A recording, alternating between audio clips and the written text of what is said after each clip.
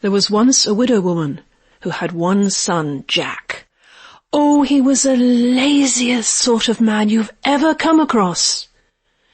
Now, when he was a boy, she didn't mind looking after him. That was what a mother does. But now he was growing up. It was time he got a job and contributed something to the household.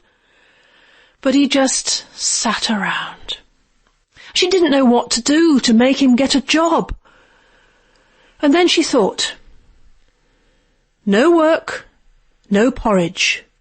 In other words, she wouldn't feed him unless he got a job.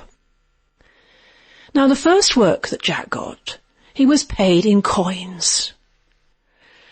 And he put them in his hand. And his way home took him over a stream, and as he jumped over the stream, the coins fell out. So he went home with nothing.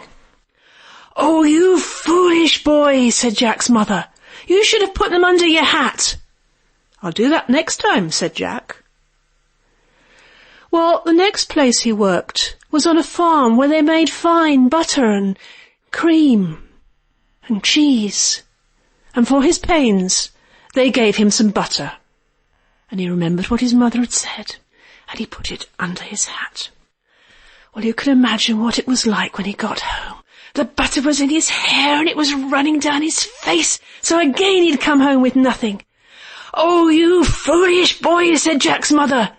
"You should have wrapped it in leaves and carried it on your hand." "I'll do that next time," said Jack. Well, the next place that he worked, they had a cat who was a fine ratter, and they gave him one of the kittens for all his work.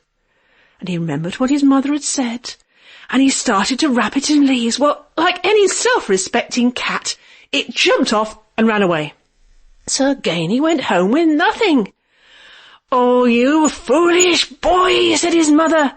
"You should have put string around its neck and pulled it along behind you." "I'll do that next time," said Jack. Well, the next place he worked, it was a butcher. And for all his work, he was given a leg of lamb. And he remembered what his mother had said, and he put string round it, and he pulled it along through all the mud and muck, with all the dogs of the place running after.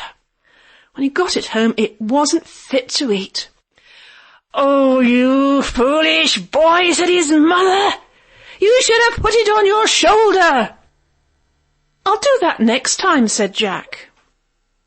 Well, he went to work for a herdsman who had animals of all sorts. And for his work, he was given a little donkey. And he remembered what his mother had said. And he started to put it on his shoulders, and there were arms everywhere, and legs everywhere, and mud everywhere, eeyores everywhere. Oh, you've never seen such a sight. Now, it so happened that Jack's way home that night took him past the farm of a very rich man, a man who had a daughter who never laughed and never smiled. And her father had said, if anyone could make her laugh or smile, they could marry her. Well, she was looking out of her window that day, and she saw Jack coming, with the arms everywhere, and the legs everywhere, and the mud everywhere, and the eeyores everywhere, and all the small boys of the place running after, jeering. And she laughed, and she laughed, and she laughed. Her father had never heard such a noise, and he came running. And when he saw what was happening, he looked out of the window, and he saw Jack. And he beckoned Jack to him and said, "Jack, you're not married, are you?" "No." "Then you can marry my daughter." "Oh, I'll have to ask my mother," said Jack, showing the first piece of common sense he'd ever shown.